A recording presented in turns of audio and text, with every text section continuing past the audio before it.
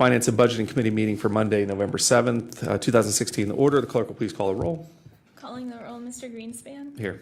Mr. Miller. Here. Mr. Jones. Here. Mr. Hairston. Here. Mr. Gallagher. Here. Mr. Schron. Mr. Schron is absent. Ms. Brown. Here. We have a quorum. Thank you. Any public comment related to the agenda? No, Mr. Chair, no one has signed in. Before us are the meeting minutes from October 3rd. I'll entertain any amendments or a motion to approve. Motion's made and second. Any discussion on the motion? Hearing none, the meeting minutes for, all in favor signify by saying aye. Aye. All opposed? Those minutes are approved. Before us, we have one matter referred to committee. If the clerk will please read the item. Resolution 2016-0198, making an award on requisition number 37936 to Highland Group Incorporated in the amount not to exceed $1,445,000 for insurance brokerage and risk management services for the period 1/1/2017 through 12/31/2017. Great. And who here on the behalf of the administration? Or who is here to address this issue? Good afternoon, Darlene White from Risk Management. Okay. Thank you so much. I understand I'm the only item on the agenda today.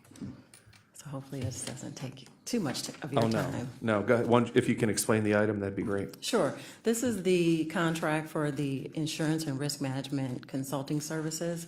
We previously had the contract with the Highland Group who came on in 2012. Last year, we extended their contract for 1 year. This year, we put it out for an RFQ. We had 3 vendors submit proposals or submit qualifications. We brought 2 in for interviews, and Highland received the award on that particular item. Okay. Any questions? Mr. Miller? Can you tell me who the other applicants were and on what basis you decided which 2 to bring in for interviews and which one not to interview, and what the criteria were in the interview process to decide among the top 2? Sure. The 3 vendors who submitted were the Highland Group, Willis Towers Watson, and Taylor Oswald. And the 2 that we brought back were Willis Towers Watson and Highland. And the criteria that we looked at was familiarity in the industry itself, as well as the experience with municipal clients, innovative ideas in terms of ways of reducing risk, not just related to insurance policies. And we asked for a list of creative ideas that they had success with some of their other municipal clients in the past. So those were our main items that we looked at. And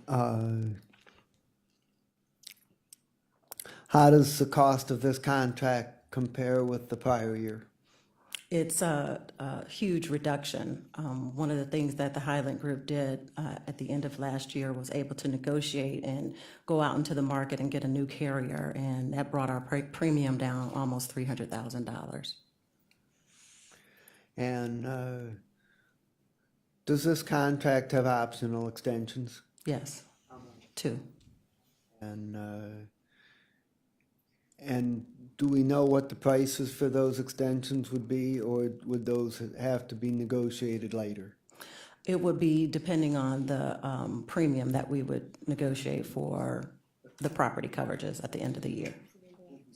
And of the $1,445,000, how much of that is for insurance coverage itself, and how much of it is for consulting services? Approximately a little over 300,000 is for the county's insurance property. 500,000 is for Metro's insurance property, and the remaining is for various policies and risk management services that we have here in the county. Okay. Any other questions, Mr. Miller? Not at this time. Thank you. Any other questions? Yes, Ms. Brown. Thank you. With regards to the property damages, I remember we had an issue, I think it was earlier this year, with the windows. So what's our deductible on something like this if we have property damage, I guess?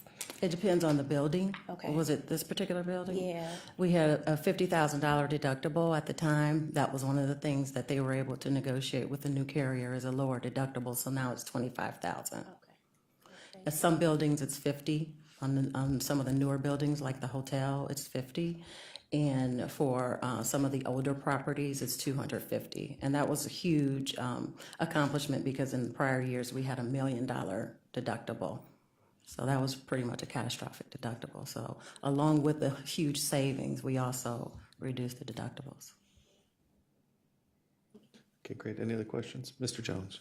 What are the lengths of the two extensions that are attached? Both 1 year. Both 1 year.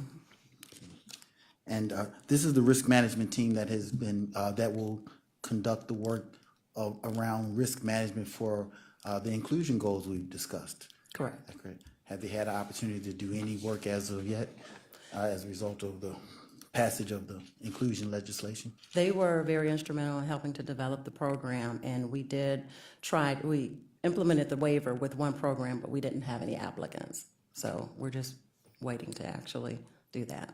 Okay. All right, thank you. Okay, any other questions? So you said part of this was for Metro, about 500,000. Correct. What about the hotel convention center? Is that it?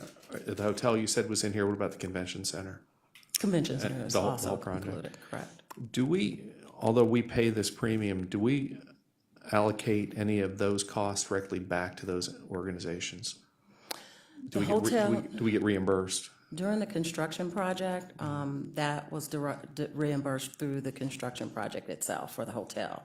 But the other premiums come directly from this. But anything related to new construction that wasn't budgeted has to come out of the construction project. But we still provide, I'll just call it the convention center complex. So those three facilities, the hotel, convention center, and the global center, those are all covered by this policy. That's correct. Within this 1.4, but we don't, now that they're up and running and no longer in construction phase, do we appropriate or request reimbursement from any of those entities' budgets to cover this cost? Only for the hotel going forward, because that will come through the Turner contract.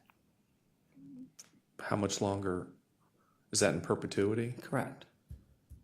But Metro and the convention center and global center, which each have profit center opportunities, they don't reimburse us for this premium, for these costs? The reimbursement, so to speak, for Metro comes through the HHS levy. Okay, so we do then. So although we're actually then just providing, we're upfronting Metro's portion of this, and then we get it back later? Through the levy, yes. Okay. Okay. Any other questions? Hearing none, and is this, I see it's a January 1, so is there an urgency to get this done before the end of the year? Is there a need for a second reading suspension? Yes. And what is the reason for a suspension? I'm sorry, no. No, okay. No, we All need right. to get this done. Just by the end of the year, right? Correct. Okay. All right, well, then I'll go ahead and make a motion to recommend Resolution 2016-0198 to full council for adoption. Second. Motion's been second. Any discussion on the motion? Hearing none. All in favor signify by saying aye. Aye. All opposed? That item passes. Thank you.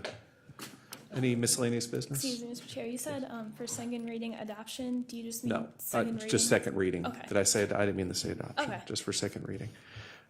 Any miscellaneous business? Hearing none. Any other public comment? No, Mr. Chair. Okay, then we are adjourned. Thank you. Short and sweet.